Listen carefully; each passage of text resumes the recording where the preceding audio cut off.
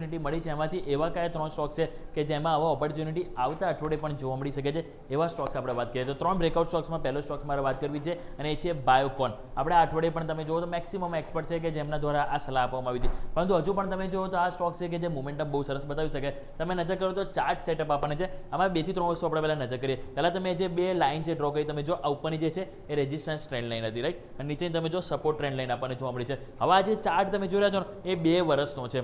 તમે જોશો તો આપણને અહીંયા મે 2024થી લઈને મે 2026 સુધીમાં તમે જોશો તો આ જે રેઝિસ્ટન્સ ટ્રેન્ડ લાઇનનું તો તમને બ્રેકઆઉટ મળ્યું છે.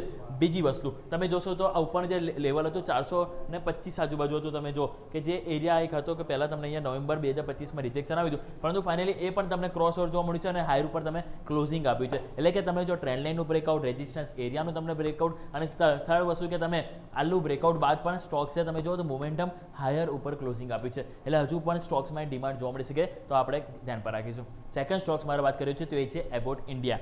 એબોટ ઇન્ડિયા યાદ છે લાસ્ટ વીક પણ મેં તમને આ સ્ટોક્સ આપ્યો હતો એઝ અ બ્રેકઆઉટ તરીકે. ત્યારે તમને યાદ છે મેં તમને આ કેન્ડલ વાત કરી હતી.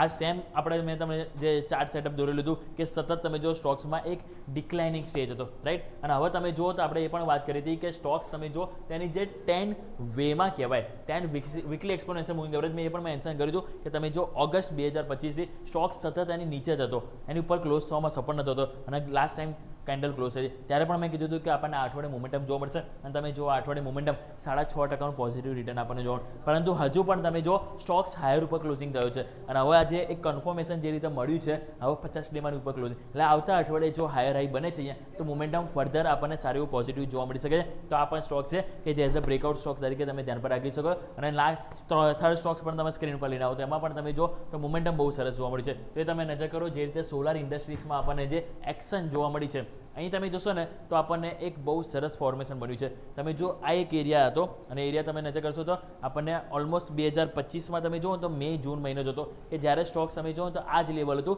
17,800 કે જ્યાંથી રિજેક્શન આવ્યું. પરંતુ હવે શું થયું, ત્યાંથી તમે નીચે આવ્યા અને નીચે તમે 2026માં તમે જો 12,000 આજુબાજુ બોટમ બનાવ્યા, ફરી તમે 12,000 આજુબાજુ બોટમ એટલે કે ડબલ બોટમ પણ બન્યા અને અહીંયા ઉપર તમે જો 17,800નું જે છે એ રાઉન્ડ બોટમ ફોર્મેશન પૂર્ણ થવાની તૈયારી છે.